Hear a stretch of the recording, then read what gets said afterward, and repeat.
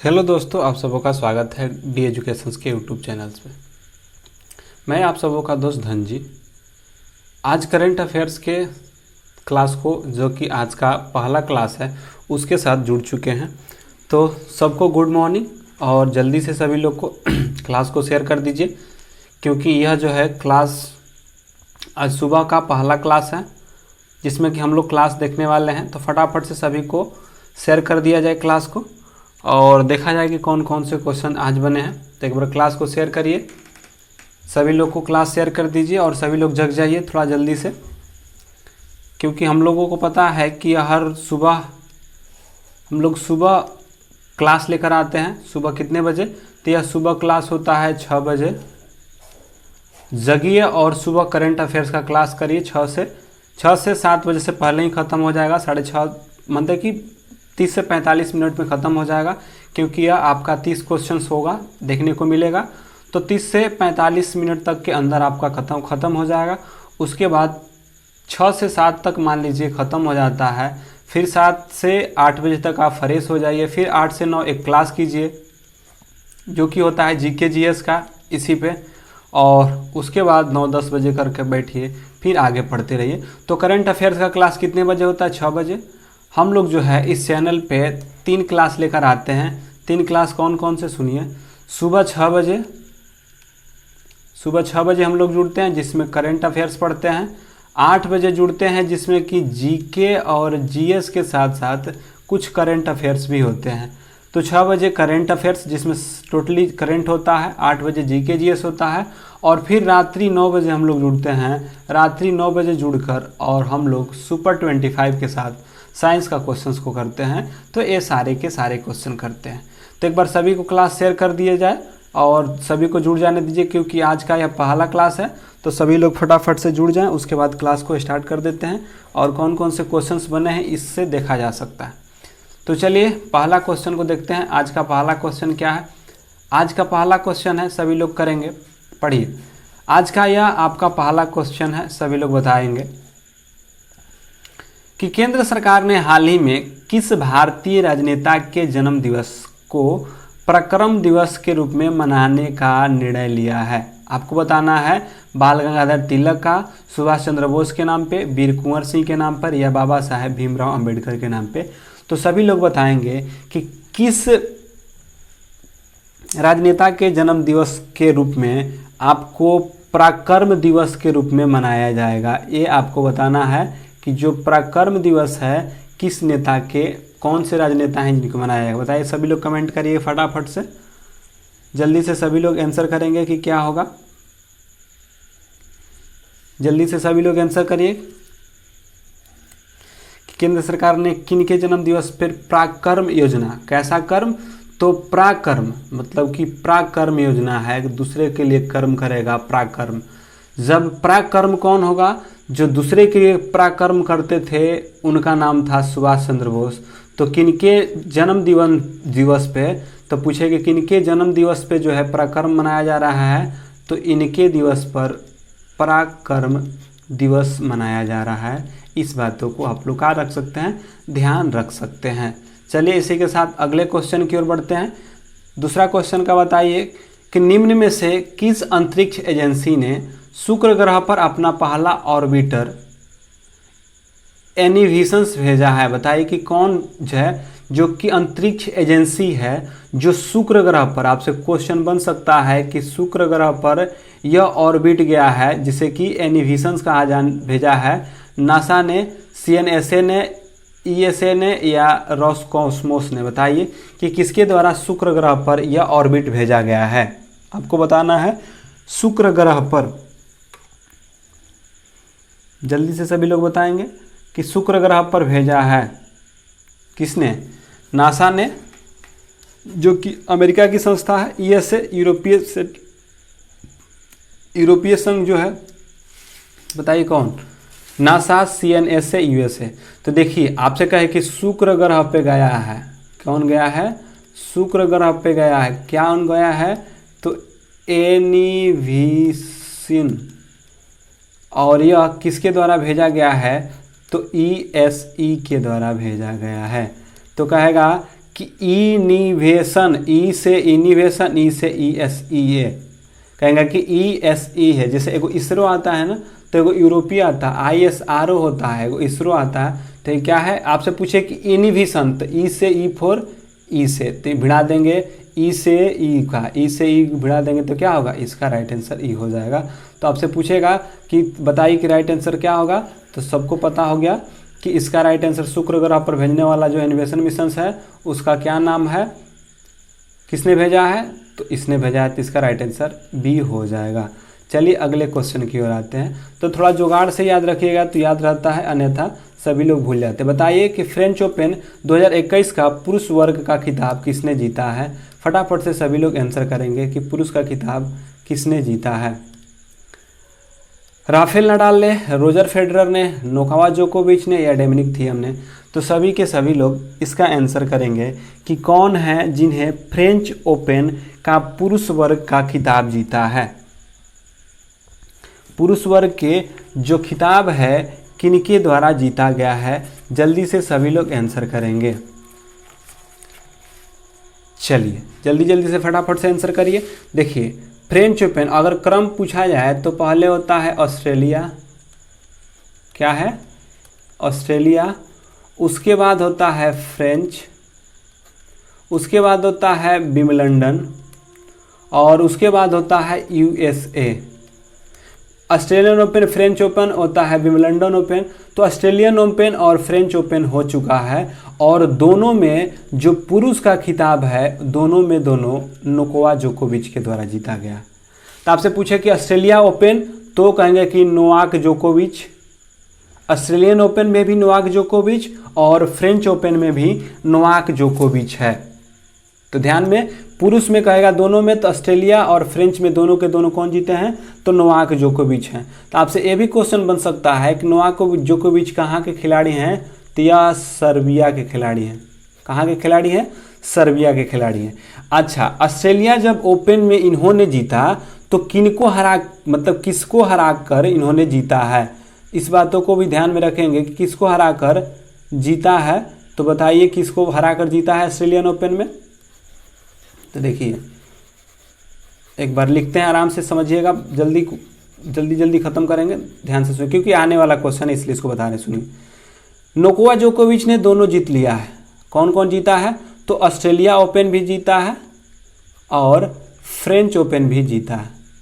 ठीक है, French open, Australian open जब जीत लिया और फ्रेंच ओपन भी इन्होंने पुरुष का खिताब जीत लिया।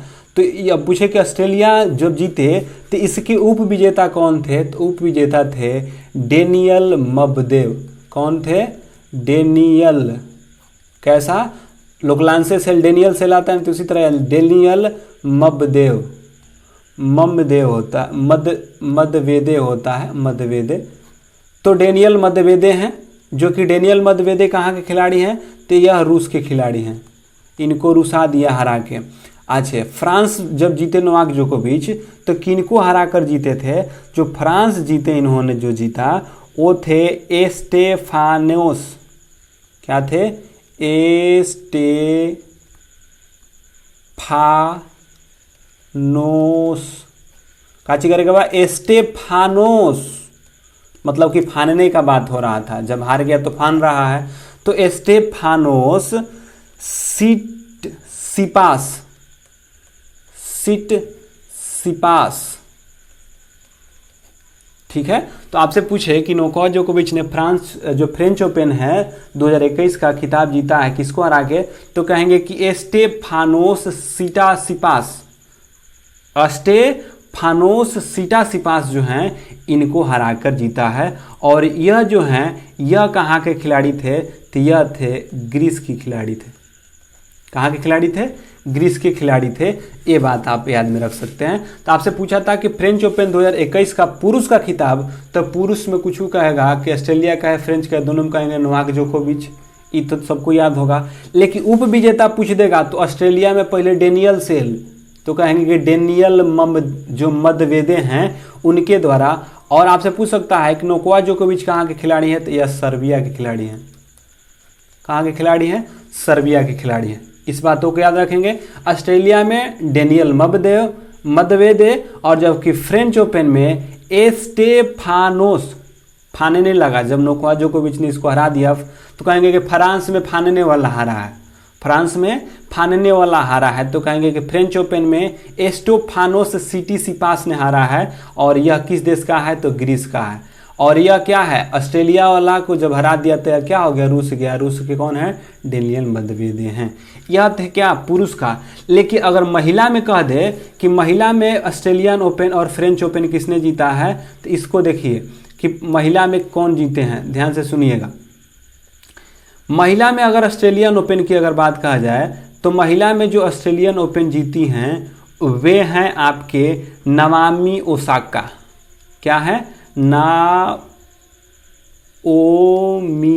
ओसाका, तो मतलब कि साका हो गई ऑस्ट्रेलियन ओपन में। जबकि फ्रेंच ओपन को जो जीतने वाली महिला हैं वे हैं बारबोरा। कौन सा बोरा, तो बारबोरा, क्योंकि इसको ठंडा लग रहा था तो कहेंगे कि बारबोरा क्रेजिकोवा, क्रेजिकोवा, ऐसे याद रखेंगे। कहेगा कि फ्रांस का था तो फ्रांस में क्या हो रहा था, तो बार के बोरा, मतलब कि बोरा बारने की बात हो रहा था, तो बारबोरा क्रेजिकोवा जीती हैं। जबकि ऑस्ट्रेलियन जोकोविच में कौन, नाओमी ओसाका। तो अब कहेगा कि ऑस्ट्रेलियन, देखिए याद कैसे, याद रखने का तरीका कैसे याद रखें, क्योंकि कन्फ्यूजन हो सकता है। तो देखिए ऑस्ट्रेलियन ओपन नोवाक जोकोविच, तो 9 से 9 वाला याद लगा लेंगे क्योंकि शुरुआत ऑस्ट्रेलियन से होता है, तो नोवाक जोकोविच, Naomi Osaka Australian open. France कहीं फ्रेंच ओपन में पुरुष में तो नोवाक जोकोविच, लेकिन महिला में कहीं तो बारबोरा, बोरा को बारने का, तपनी तापने के लिए जो होता है, तो बारबोरा क्रेजिकोवा, यह है फ्रेंच ओपन जीता है। और आपसे पूछ सकता है कि नाओमी ओसाका किस देश की हैं, तो नाओमी ओसाका जो हैं आपकी किस देश के हैं, तो यह है आपकी जापान की। किस देश की हैं, जापान की है। जबकि बारबोरा, बोरा के बारने वाली जो हैं बारबोरा क्रेजिकोवा जो हैं यह कहाँ की हैं, तो यह चेक गणराज्य की हैं। किस गणराज्य की है, चेक गणराज्य की हैं।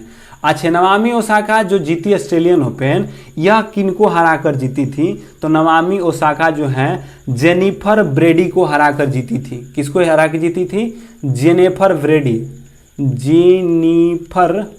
ब्रेडी को। जबकि बारबोरा जो है किनको हरा के जीती थी, तो यह जीती थी अंसा तापिया पचुलुकोवा। ये सारे के सारे आपसे क्वेश्चन बन सकते हैं और यह फिक्स है, आपका क्वेश्चन आपके सेट में रहे या न रहे, बगल वाले के सेट में रहता है या किसी न किसी के सेट में देखने को मिल सकता है। अगले आते हैं, दी कॉमनवेल्थ ऑफ क्रिकेट पुस्तक के लेखक कौन है, बताइए कि कौन है जिन्होंने द कॉमनवेल्थ ऑफ क्रिकेट को लेखक कौन है। अनिल कुंबले, रामचंद्र गुहा, अल्फ्रेड कावेली, रवि शास्त्री। बताइए कौन है दी कॉमनवेल्थ ऑफ क्रिकेट लिखा है, और यह आपसे क्वेश्चन पूछेगा ही पूछेगा। इस बातों को आप ध्यान में रखे रहिएगा कि बताइए कि दी कॉमनवेल्थ ऑफ क्रिकेट को किसने लिखा है। तो जल्दी से फटाफट आंसर करिए, कौन लिखे हैं। तो देखिए the cricket of Commonwealth cricket के पुस्तक के लेखक जो हैं वे हैं अल्फ्रेडी न होके रामचंद्र गुहा। यह जो रामचंद्र गुहा हैं इनके द्वारा लिखा गया था। आपसे पूछे कि द कॉमनवेल्थ ऑफ क्रिकेट किनके द्वारा लिखा गया, तो अब क्या है, रामचंद्र जी जो हैं अब कॉमनवेल्थ में जाके क्रिकेट खेलेंगे, ऐसे याद रख सकते हैं। चाहे रामचंद्र या रामचंद्रा ना होता, रामचंद्रा है कि बनरा, तो कहेंगे कि रामचंद्रा है अब जाके खेलेगा क्रिकेट कहाँ, तो क्रिकेट खेलेगा कॉमनवेल्थ में। तो दी कॉमनवेल्थ ऑफ क्रिकेट रामचंद्रा खेलेगा, तो कहेंगे रामचंद्र गुहा हैं, रामचंद्र जो गुहा हैं उनको खेला गया। अगले क्वेश्चन की ओर आते हैं, पूर्वोत्तर भारत के पहला खेलो इंडिया स्पोर्ट्स स्कूल का उद्घाटन किस राज्य में किया गया। मतलब कि जो खेलो इंडिया स्पोर्ट्स गेम होता है इसका पहला उद्घाटन पूर्वोत्तर में, यानी कि उत्तर पूर्व जो है राज्य है, जो पूर्वोत्तर राज्य में कहाँ पर स्टार्ट किया गया है। तो सभी लोग इसका आंसर करेंगे कहाँ होगा, अरुणाचल के प्रदेश में, मेघालय में, मिजोरम में या त्रिपुरा में। सभी लोग बताएंगे कि पूर्वोत्तर भारत का पहला खेलो इंडिया स्पोर्ट्स स्कूल गेम किस राज्य में स्थित है? चलिए सभी लोग आंसर कर दिए। चलिए देखते हैं, जो यह खेलो इंडिया का स्पोर्ट जो उद्घाटन किस राज्य में किया गया है, तो वे किया गया है आपको मेघालय में। आप इस बातों को ध्यान में रख सकते हैं। और आप लोगों को बताए थे चेरी ब्लॉसम महोत्सव, कौन ब्लॉसम महोत्सव जो है कहाँ मनाया जाएगा, क्योंकि कहाँ मनाया जाता है, तो मेघालय में। ये बात भी आप याद रख सकते हैं। या आपको एक बताए थे चेरी ब्लॉसम महोत्सव कहाँ मनाया जाता है, मेघालय में। यहीं पे पहाड़ियाँ है गारो, खासी और जयंतिया। गारो, खासी और जयंतिया जो है यहीं से पहाड़ियाँ निकलती है। तो ये सारे के सारे क्वेश्चन आपसे बन सकते हैं। तो पूर्वोत्तर भारत में खेलो इंडिया स्पोर्ट्स गेम की शुरुआत कहाँ, तो मेघालय में। बताइए BBC India sports women of the year पुरस्कार 2021 में किसे सम्मानित किया गया है? मिताली राज को, कोनेल हम्पी को, हिमा दास को या विनेशा फोगाट को? आपको बताना है कि वीवीसी ने इंडिया स्पोर्ट्स के वीमेन ऑफ द ईयर पुरस्कार से किसे सम्मानित किया है? सभी लोग बताएंगे कि किसे सम्मानित किया है। जल्दी से सभी लोग बताइए।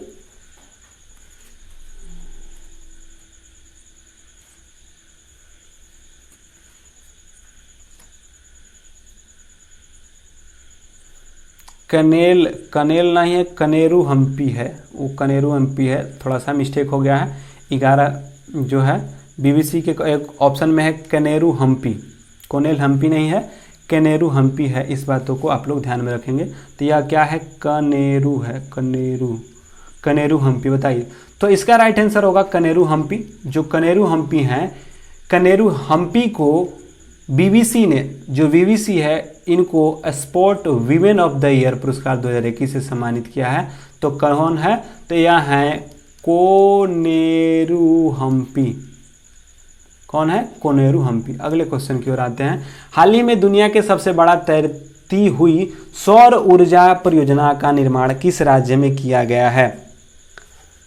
मतलब कि निर्माण किस नदी पर किया गया, आपको बताना है। दुनिया की सबसे बड़ा तैरती हुई सौर ऊर्जा का निर्माण कृष्णा नदी पर, नर्मदा नदी पर, गोदावरी नदी पर या ताप्ती पर?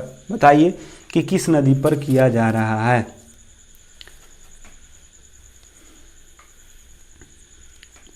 जल्दी से करिए, किस नदी पर? तो चलिए अब देखिए क्या है। अब यह कह रहा है कि सौर ऊर्जा परियोजना के निर्माण किस नदी पर, तो कहेगा कि सौर है और ऊर्जा है, इसके लिए जो परियोजना है वे कौन नदी पे किया जा रहा है, तो नर्मदा पर।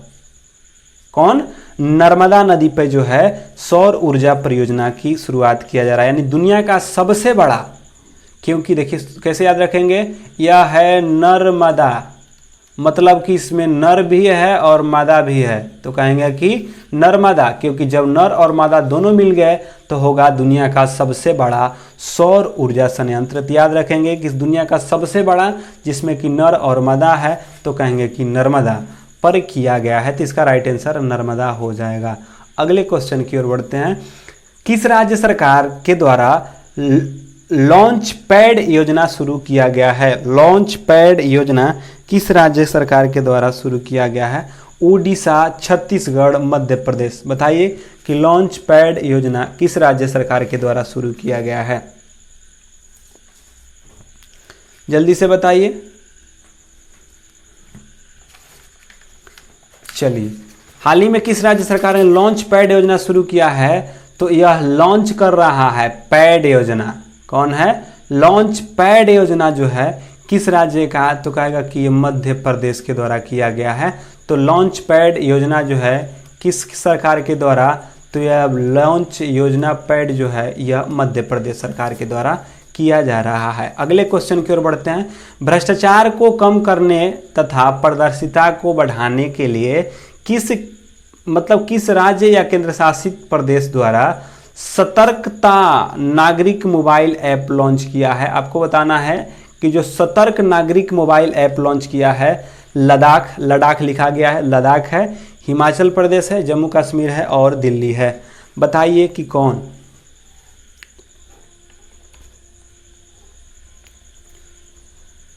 कि भ्रष्टाचार को कम करने और पारदर्शिता को बढ़ाने के लिए सतर्कता नागरिक मोबाइल ऐप लॉन्च किया है। कौन है, जल्दी से बताएंगे। तो जो इसका राइट आंसर होगा जम्मू कश्मीर। जो जम्मू कश्मीर है अपने यहाँ सतर्कता को बढ़ाने के लिए, भ्रष्टाचार को और पारदर्शिता को लाने के लिए उसने कौन सा किया है, तो जम्मू कश्मीर के द्वारा यह चलाया जा रहा है। अगले क्वेश्चन की ओर आते हैं। बताइए, हाल ही में जारी हेनले पासपोर्ट सूचकांक 2021 में भारत का कौन सा स्थान है। आपको बताना है कि भारत का कौन सा स्थान है, भारत का कौन सा स्थान है। बताइए जल्दी से कि हेनली पासपोर्ट इंडेक्स में भारत का कौन सा स्थान है। सभी लोग इसका आंसर करेंगे कि हेनली पासपोर्ट इंडेक्स में भारत का स्थान कितना है। तो फटाफट से आंसर करिएगा सभी लोग। तो फटाफट से सभी लोग करिए आंसर कि हेनली पासपोर्ट इंडेक्स में भारत का स्थान कौआ है। तो चलिए, आपसे पूछा है कि हाल ही में जारी ग्लोबल हेनली पासपोर्ट इंडेक्स में भारत का कौआ स्थान है। तो आप सब जानते हैं कि जो भारत का स्थान है वे है इसमें 84वां स्थान पे। भारत जो है इसमें 84वां स्थान पे है और प्रथम स्थान पे जापान है। कौन है, ज के पान है। तो भारत इसमें 84वां स्थान पे है, जापान इस पे क्या है, पहले स्थान पे है। तो आप कुछ याद रख सकते हैं, जैसे कि विश्व खुशहाली रिपोर्ट भी पूछता है। बताइए कि विश्व में जो खुशहाली रिपोर्ट है, खुशहाली रिपोर्ट में बताइए कि भारत का स्थान कहाँ है। तो विश्व के जो खुशहाली रिपोर्ट में भारत का स्थान होता है, भारत का स्थान 139वां है और पहले पे है फिनलैंड। कौन है, तो फिनलैंड है। विश्व खुशहाली रिपोर्ट में 139वां स्थान पे है। फिर आता है ग्लोबल जेंडर गैप इंडेक्स में। कौन, तो जो ग्लोबल है, ग्लोबल जेंडर गैप इंडेक्स, जो गैप इंडेक्स है इसमें भारत का स्थान कौआ है। तो भारत इसमें 140वां स्थान पे है और इसमें जो पहले स्थान पे है वे है आइसलैंड। कौन है, आइसलैंड है। खुशहाली में हो गया 139वां, ग्लोबल जेंडर इंडेक्स में 140वां और विश्व प्रेस स्वतंत्रता सूचकांक, प्रेस स्वतंत्रता सूचकांक में पूछे कि प्रेस स्वतंत्रता सूचकांक में भारत का स्थान 142वां है और इसमें पहले स्थान पे नॉर्वे है। ठीक है, तो भारत का स्थान 142वां है, पहले स्थान पे नॉर्वे है, ग्लोबल जेंडर में 140वां है, आइसलैंड है और 139 खुशहाली रिपोर्ट में है जो कि फिनलैंड में होता है। तो ये सारे के सारे आपको ध्यान रखना होता है, जो कि इतने क्वेश्चंस, कम से कम इतना याद रखिए कि हेनली पासपोर्ट इंडेक्स में 84वां स्थान पे खुशहाली होंगे तो 139 और फिनलैंड, क्योंकि खुशहाली के लिए फिनलैंड, और ग्लोबल जेंडर गैप में 140वां स्थान पे आइसलैंड इसमें क्या है, पहले स्थान पे। प्रेस स्वतंत्रता सूचकांक में 142वां और नॉर्वे इसमें क्या है, पहले स्थान पर स्थित है। अगले क्वेश्चन की ओर बढ़ते हैं। संरक्षण क्षमता महोत्सव, जिसे सक्षम मतलब कि सक्षम 2021 का आयोजन किस मंत्रालय के द्वारा किया गया। स फोर संरक्षण, छ फोर क्षमता महोत्सव। तो पूछे कि सक्षम 2021 किस राज्य सरकार के द्वारा चला, माने किस मंत्रालय के द्वारा है। कृषि मंत्रालय है, शिक्षा मंत्रालय है, पेट्रोलियम मंत्रालय है, खेल और मंत्रालय है। बताइए कि किस मंत्रालय के द्वारा यह किया गया है। तो जल्दी से सभी लोग फटाफट से आंसर करेंगे कि जो सक्षम महोत्सव यानी कि संरक्षण महोत्सव किस राज्य के, अरे किस मंत्रालय के द्वारा मनाया जा रहा है। चलिए, तो जो सक्षम योजना है यह पेट्रोलियम मंत्रालय के द्वारा मनाया जा रहा है, इस बातों को ध्यान में रखेंगे। अगले क्वेश्चन, हाल ही में रेलवे बोर्ड के नया सीईओ किसे नियुक्त किया गया है। उमेश सिन्हा को, शोभा मंडल को, सुनीत शर्मा को, बीके रावत को। बताइए जल्दी से आंसर करेंगे सभी लोग कि किन्हें रेलवे बोर्ड का नया अध्यक्ष बना दिया गया है। कौन है जिन्हें रेलवे बोर्ड का नया अध्यक्ष बना दिया गया है। चलिए, तो सबको पता है कि जो रेलवे बोर्ड के नया अध्यक्ष बन गए हैं, नया बने हैं, नया कौन है, तो सुनीत शर्मा है। शर्मा जी में कौन है, तो सुनीत शर्मा है। तो इसका राइट आंसर बी हो जाएगा। अगले क्वेश्चन की ओर आते हैं। पहले इथेनॉल संयंत्र स्थापना मतलब भारत में इथेनॉल को संयंत्र की स्थापना किस राज्य में की जाएगी? बताइए कि इथेनॉल संयंत्र की स्थापना, जो इथेनॉल संयंत्र है इसकी स्थापना किया जा रहा है किस राज्य में? मध्य प्रदेश, उड़ीसा, छत्तीसगढ़ या गुजरात? सभी लोग बताएंगे कि किस राज्य में किया जा रहा है।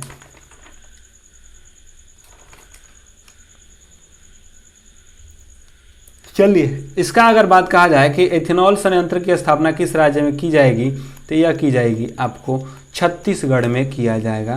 तो इसका राइट आंसर बी हो जाएगा। अगले क्वेश्चन की ओर आते हैं। हाल ही में किसे तमिलनाडु के 38वां जिला के रूप में, आपको बताना है कि जो तमिलनाडु है उसका 38वां जिला के रूप में उद्घाटनीय किया है?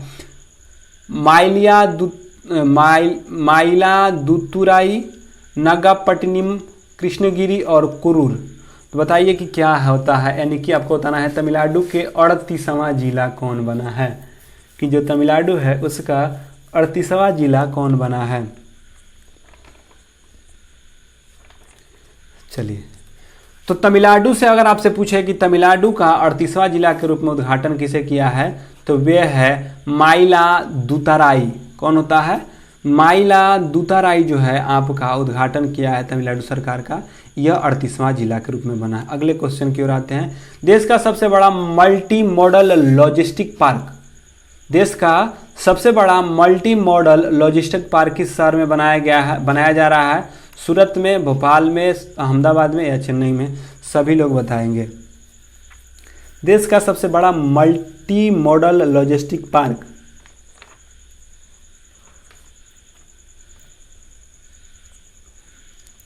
तो देश का सबसे बड़ा मल्टी मॉडल जो लॉजिस्टिक पार्क है वह अहमदाबाद में बनाया जा रहा है। तो इसका राइट आंसर बिहार हो जाएगा। Multi modal logistic park Ahmedabad में। किस रेलवे जोन ने 3.5 किलोमीटर लंबाई की सबसे लंबी मालगाड़ी वासुकी की लॉन्च किया है? आपको बताना है कि जो वासुकी एक रेलगाड़ी है जो कि 3.5 किलोमीटर यानी कि 3.5 किलोमीटर लंबाई है, जो सबसे बड़ा मालगाड़ी वासुकी को लॉन्च किया है, वे कौन सा है? पूर्व मध्य रेलवे, दक्षिण पूर्व मध्य रेलवे, पूर्वोत्तर रेलवे या दक्षिण रेलवे होता है? तो चलिए, इसकी अगर बात कहा जाए तो दक्षिण पूर्व मध्य रेलवे जो है, दक्षिण पूर्व मध्य रेलवे के द्वारा क्या किया गया है आपको, कि दक्षिण पूर्व मध्य रेलवे के द्वारा आपको 3.5 किलोमीटर लंबाई की एक मालगाड़ी बनाई गई है जिसका नाम है वासुकी। इस बातों को ध्यान में रखेंगे। एवोरी मुसोवेनिया, कौन? एवोरी मुसोवेनी हाल ही में किस देश के राष्ट्रपति बने हैं? आपको बताना है कि जो एवोरी मुसोवेनी हैं किस देश के राष्ट्रपति बने हैं।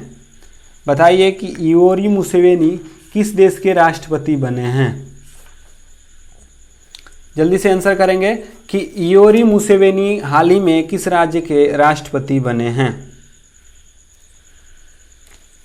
चलिए, इसका आंसर की अगर बात कहा जाए तो इसका आंसर क्या होगा? तो यह हो जाएगा सी, यानी कि युगांडा के। तो आपसे पूछे कि एवोरी मुसोवेनी किस देश के राष्ट्रपति हैं, तो कहेंगे कि युगांडा के। कौन सा गंडा के? तो युगांडा के हैं। युगांडा के एवोरी मुसोवेनी है। अगले क्वेश्चन की ओर बढ़ते हैं। हाल ही में गुलाम मुस्तफ़ा खान का निधन हो गया, उनका संबंध किससे है? साहित्य से, चित्रकला से, शास्त्रीय संगीत से या मूर्तिकला से? सभी लोग बताएंगे कि जो गुलाम मुस्तफ़ा खान का निधन हो गया उनका संबंध किस क्षेत्र से था? किस क्षेत्र से था बताइए, क्या करते थे? चलिए, तो जो गुलाम मुस्तफ़ा खान थे इनका संबंध जो है शास्त्रीय संगीत से है। यह क्वेश्चन आप ध्यान में रख सकते हैं कि आपसे पूछे कि गुलाम मुस्तफ़ा खान का संबंध किससे है, तो वह गायन से, शास्त्रीय गायन से संबंधित है। अगले क्वेश्चन की ओर आते हैं। देखिए, हाल ही में किन दो देशों के बीच एक्स डेजर्ट नाइट 21 का युद्धाभ्यास किया है? एक्स डेजर्ट नाइट, तो बताइए एक्स डेजर्ट, भारत और America, Bharat France, Bharat Japan या भारत श्रीलंका है? बताइए कि एक्स डेजर्ट,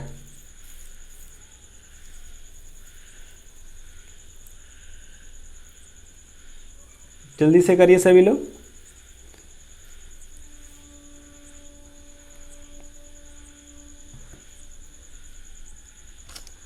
चलिए इसका आंसर की अगर बात कहा जाए तो सुनिए, तो चलिए इसका अगर आंसर की अगर बात है तो आपसे क्या बताए थे कि एक से डेजर्ट नाइट है, तो नाइट में ही काम होता है, नाइट में काम होता है कैसा करने का, तो फ्रांस का। नाइट में काम होता है किसका, तो फ्रांस का। आप लोग समझ चुके होंगे कि नाइट में जो काम होता है फ्रांस का, तो एक्स डेजर्ट मतलब कि नाइट में फ्रांस, मतलब कि एक से डेजर्ट नाइट किनके बीच का है, तो भारत और फ्रांस के बीच है। बाकी सभी लोग समझ गए होंगे। अगले क्वेश्चन की ओर आते हैं। किस व्यक्ति को डॉक्टर एपीजे अब्दुल कलाम मतलब कि किस व्यक्ति को एपीजे अब्दुल कलाम वैज्ञानिक पुरस्कार 2021 से सम्मानित किया गया। एपीजे अब्दुल कलाम 2021 पुरस्कार से किसे सम्मानित किया गया। पंकज मित्तल को, अमित केसरवानी को, उमेश सिन्हा को या नरेंद्र सिंह को। सभी लोग बताएंगे कि किनको मिला है,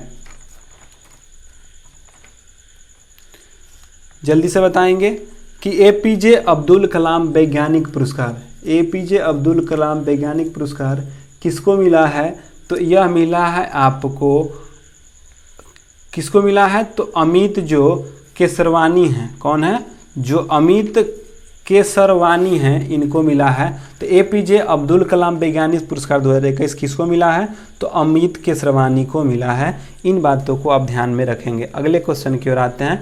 शहर में पॉलीथीन मुक्त बनाने के लिए किस नगर निगम के द्वारा थैला बैंक की शुरुआत किया गया है। मतलब कि वह थैला बैंक का शुरुआत किया है पॉलीथीन मुक्त बनाने के लिए किस नगर के द्वारा, लखनऊ के द्वारा, कानपुर के द्वारा, भोपाल या भुवनेश्वर।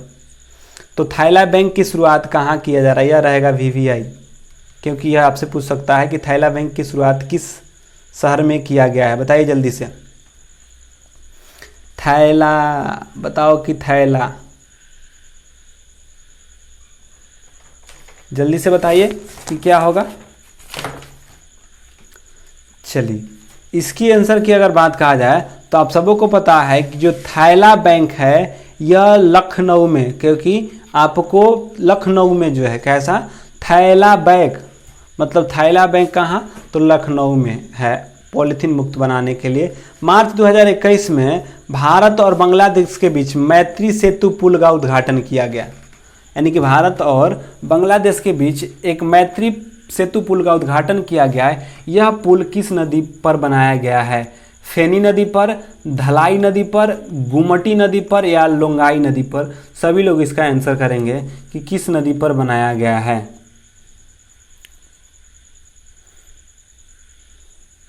फैनी नदी, गुमटी नदी, धलाई नदी या लोंगाई नदी, बताइए। चलिए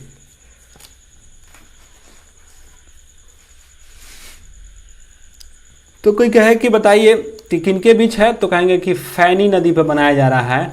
तो कहेगा कि जो मैत्री सेतु पुल है, मैत्री सेतु पुल फैनी नदी पर बनाया जा रहा है। कैसी नदी पर, तो फैनी नदी पर बनाया जा रहा है। इस बातों को याद रखेंगे। मैत्री है, जब दोस्त बना लीजिएगा तो फानने लगिएगा, तो पूछे कि मैत्री सेतु, क्योंकि आपका दोस्त रह जाता है तो आपका जान क्या हो जाता है, बढ़ जाता है, फानने लगते हैं। तो कहेगा कि मैत्री सेतु, तो मैत्री सेतु फैनी नदी पर बनाया गया है। अगले क्वेश्चन की ओर। इंडिया सुपर लीग 2020-21 की विजेता टीम कौन है। Mumbai city FC, Bengaluru FC, ATK Mohan बगान या केरल ब्लास्टर। सभी लोग बताएंगे इंडियन सुपर लीग 2020-21 के विजेता कौन है। इंडियन सुपर लीग बताइए, बताइए कौन है।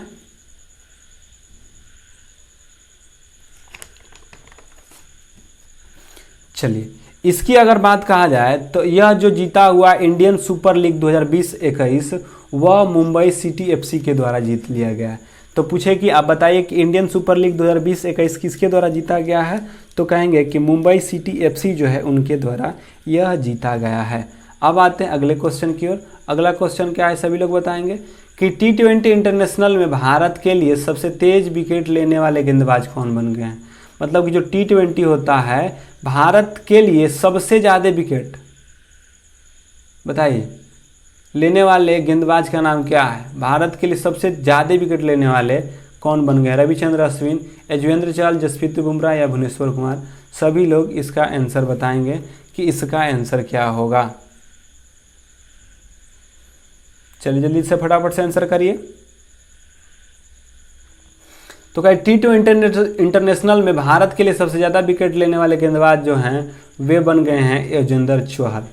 तो कौन बन गए हैं? युजवेंद्र चहल बन गए हैं। अगले, तीरथ सिंह रावत की इस्तीफा के बाद, जो तीरथ सिंह रावत थे उनके इस्तीफा के बाद उत्तराखंड के मुख्यमंत्री के रूप में किसे पदावधि सौंपा गया है? विश्वभूषण हरिचंद्रन को, पुष्कर धीमी को, विजेंद्र पाल को या सत्यदेव नारायण का? बताइए कि तीरथ सिंह जब रावत इस्तीफा दे दिए तो उत्तराखंड के मुख्यमंत्री कौन बने हैं?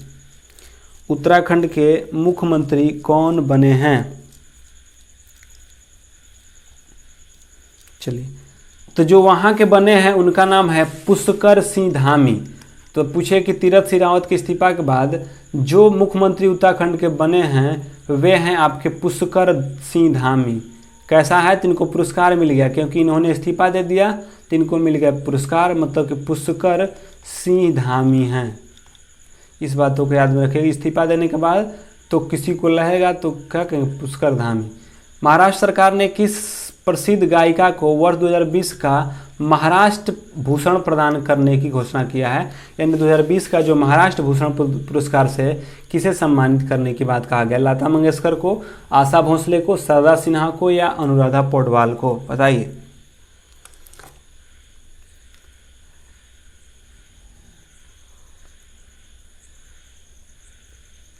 चलिए, इसकी अगर बात कहा जाए तो इसका राइट आंसर होगा जो आशा भोसले हैं, आशा भोसले को महाराष्ट्र सरकार के द्वारा महाराष्ट्र भूषण प्रदान करेगा। कौन? तो महाराष्ट्र भूषण से सम्मानित करेगा। किसको? तो आशा भोसले को करेगा। ये बात भी याद रखेंगे। देश का पहला पूरी तरह से विद्युतीकृत रेलवे जोन कौन सा है? जो कि पूरा के पूरा क्या हो गया है? विद्युतीकरण से हो गया है, यानी कि पूरा के पूरा विद्युत के द्वारा चलाया जा रहा है। आप लोग आंसर बताएंगे। पूर्व मध्य रेलवे, दक्षिण मध्य रेलवे, पश्चिम मध्य रेलवे या पूर्वोत्तर मध्य रेलवे? पूर्वोत्तर सीमांतर रेलवे। सभी लोग बताएंगे कौन जो है पूरी तरह विद्युतीकृत रेलवे जोन बन गया है? तो यह है आपके पश्चिम मध्य रेलवे। जो पश्चिम में और जो मध्य रेलवे है, इसके जो विद्युतीकरण रेलवे योजना है, इसमें क्या है? टोटली रेल योजना से बना दिया गया। अगला, जम्मू कश्मीर में दुनिया का सबसे बड़ा ऊंचा रेलवे आचार ब्रिज का निर्माण किया जा रहा है। कौन सा ब्रिज का? तो आचार ब्रिज का निर्माण किया गया है। यह किस नदी पे है? झेलम पे, रावी पर या चिनाब पर या सिंधु पर? बताइए। आचार ब्रिज का निर्माण किस नदी पर किया जा रहा है?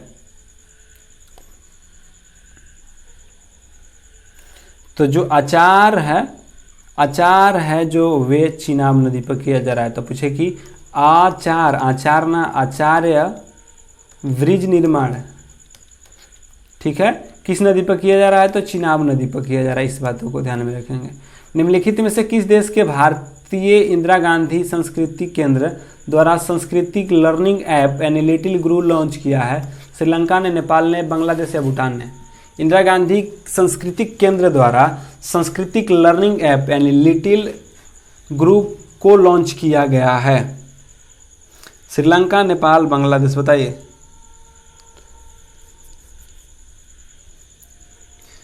तो यह क्या होगा? बांग्लादेश जो है लिटिल गुरु के नाम से लॉन्च किया है। ये बात ध्यान में रखेंगे। ऑल इंग्लैंड बैडमिंटन चैंपियनशिप का खिताब किस पुरुष ने जीता है? जो ऑल इंग्लैंड बैडमिंटन चैंपियनशिप का खिताब किस पुरुष खिलाड़ी ने जीता है? लाचोंग ने, विक्टर एक्सलेन ने, ली जिया ने या कैरोलर मिकेलसन ने? सभी लोग बताएंगे।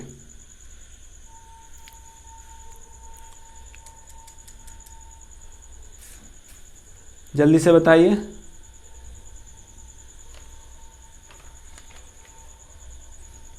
चलिए, अगर इसकी बात कहा जाए तो इसका आंसर क्या होगा कि जिन्हें पुरस्कार से दिया था ला जी जिया हैं। कौन है? ली जी जिया है। इस बातों को आप क्या कर सकते हैं? ध्यान में देख सकते हैं। अगले क्वेश्चन की ओर आते हैं। ये क्या था? आपके आज के 31 क्वेश्चन हो गए, जिसमें कि हम लोगों ने देखा 31 क्वेश्चन थे आज के, क्या थे 31। तो इंग्लैंड बैडमिंटन विश्व में पुरुष का खिताब किसने जीता, तो ली जिया ने। इंदिरा गांधी संस्कृति लिटिल गुरु के लॉन्च किया है किस देश ने, बांग्लादेश ने। आचार्य ब्रिज का निर्माण किया जा रहा है चिनाब पर, आचार्य कही तो चिनाब पर। विद्युतीकृत रेलवे पश्चिम मध्य रेलवे। फिर हुआ है महाराष्ट्र का भूषण से सम्मानित किसको किया जाएगा, हंसा भोसले को। तीरथ सिंह के बाद कौन बन गए उत्तराखंड के, तो पुष्कर सिंह धामी। T20 में सबसे अधिक Yuzvendra Chahal. India super league Mumbai FC। Fani नदी पर मैत्री सेतु बन रहा है, 2020-21 में विजेता मुंबई FC है। फैनी हो गया। APJ Abdul Kalam Amit Kesarwani x desert France में। गुलाम मुस्तफ़ा खान शास्त्रीय नृत्य से संबंधित है। एवरी मुंसिफी युगांडा से। वासुकी कही तो दक्षिण मध्य रेलवे के देश का सबसे बड़ा मल्टी अहमदाबाद। 38वां जिला माइदुलार इथेनॉल संयंत्र है छत्तीसगढ़ में। हाल ही में किसे तमिलनाडु का 38वां जिला के रूप में उद्घाटन किया गया है, तो मालिया दत्तुरई को स्थापना में इथेनॉल संयंत्र की स्थापना छत्तीसगढ़ में। किसे नया नियुक्त किया गया है रेलवे बोर्ड के नया अध्यक्ष, तो सुनीत शर्मा को। संरक्षण का महोत्सव कब मनाया जाता है, तो कहे कि सक्षम योजना और कहाँ सक्षम जो है या संरक्षण क्षमता महोत्सव या पेट्रोलियम मंत्रालय के द्वारा मनाया जा रहा है। ग्लोबल जारी गैप इंडेक्स में 84वां स्थान पे है, जापान पहला पे है, खुशहाली में 39वां पर, फिनलैंड पहला पर, ग्लोबल जेंडर 40, आइसलैंड होता है, प्रेस स्वतंत्रता 42, नॉर्वे होता है। ये सारा के सारे आज हम लोगों ने इतने सारे क्वेश्चन देखे। तो यह क्या थे आज के आपके क्वेश्चन थे जो कि देखने को मिला होगा। आज 31 क्वेश्चन था। हम लोग फिर कल सुबह 6 बजे मिलेंगे इस क्लास के साथ, और जस्ट तुरंत 8 बजे में हम लोग जुड़ेंगे किस क्लास के तहत, तो GK GS के साथ। तो आप उसमें जुड़ना ना भूलिए। और आपको यह क्लास 30 से 45 मिनट का क्लास होगा, जो कि 6 बजे से स्टार्ट होके 6:45 और 6:40 के बीच में क्या कर दिया जाएगा, छोड़ दिया जाएगा। तो यह थे आज के क्लास जो कि करंट अफेयर्स का यह पहला सेट था। अब हम लोग कल इस क्लास के साथ 6वें कल जुड़ेंगे, जबकि अभी तुरंत 8 बजे हम लोग जुड़ने वाले हैं GK GS के साथ। तो सभी लोग 8 बजे जुड़ने ना भूलें। तो यह क्या थे आज के क्वेश्चन थे। तो ठीक है, फिर मिलते हैं सुबह 8 बजे।